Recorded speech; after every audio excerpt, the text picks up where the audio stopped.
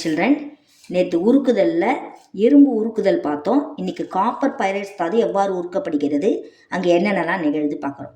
Copper pyrites தாதுவானது எதிர் அனல் உலையில் இட்டு நன்கு உருக்கப்படுகிறது. அதோட உருகு நிலையை விட மிக அதிகமான வெப்பநிலைக்கு உட்படுத்தப்பட்டு காற்று செலுத்தி உருக்கப்படுகிறது.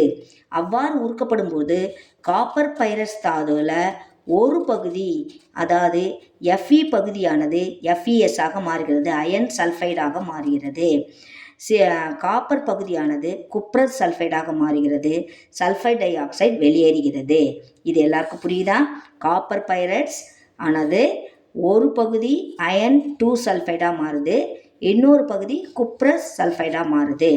இந்த அயன் சல்ஃபைடானது ஒரு பகுதி இது என்ன ஆகுதுன்னு பார்க்கலாம். இந்த அயன் சல்ஃபைடானது ஆக்சிஜன் வினை புரிந்து அயன் ஆக்சைடு உருகி நிலையில் இருக்கும், சல்ஃபைட் டை ஆக்சைடு வெளியேறிடும். இதில் இருக்க சல்ஃபர் வெளியேற்றப்பட்டு விட்டது. இப்போ அயன் ஆக்சைடை வெளியேற்றணும். அயன் ஆக்சைடானது அந்த எதிரண உலையில் உள்ள சிலிக்காவுடன் வினை புரிந்து கசடாக வெளியேறுகிறது. அடுத்து இங்கே பார்த்தீங்கன்னா சிலிக்கா இந்த அயன் ஆக்சைடை வெளியேற்றுகிறது. உங்களுக்கு புக் பேக் கொஷின் இது ஒன்று கேட்குறாங்க. காப்பர் பிரித்தெடுத்தல் சிலிக்காவின் பயன்பாடு யாது? சிலிக்காவானது அதாவது FeOவை அயன் சிலிக்கேட்டாக மாற்றி அயன் ஆக்சைடை அயன் சிலிக்கேட்டாக மாற்றி வெளியேற்றுகிறது. இதுதான் அதோட பயன்பாடு. இது முடிஞ்சிடுச்சு. அப்போ இன்னொரு பகுதி குப்ரஸ் சல்ஃபைடாக மாறிச்சு இல்லையா?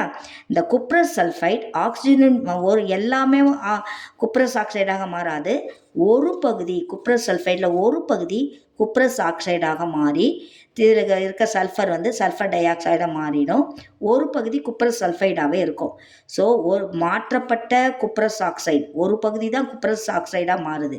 அதுவும் குப்ரஸ் ஆக்சைடாக மாறாத குப்ரஸ் சல்ஃபைடோ ரெண்டும் வினை புரிந்து காப்பர் உருகிய நிலையில் நமக்கு கிடைக்கும். இப்போ சல்ஃபர் டை ஆக்சைடு எல்லாத்துலேயும் என்ன ஆகிடும்? வெளியேறிடும்.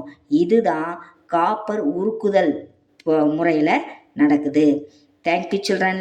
லைக் பண்ணுங்கள், ஷேர் பண்ணுங்கள். உங்களுடைய ஒவ்வொரு சப்ஸ்கிரிப்ஷனும் எனக்கு ரொம்ப ரொம்ப இம்பார்ட்டன்ட் பிள்ளைங்களா. ஒரே நிமிஷத்தில் இதை கற்றுக்கிட்டு ஒரே நிமிஷத்தில் நீங்கள் லைக்ஸ் போடுங்க, ஷேர் பண்ணுங்கள்.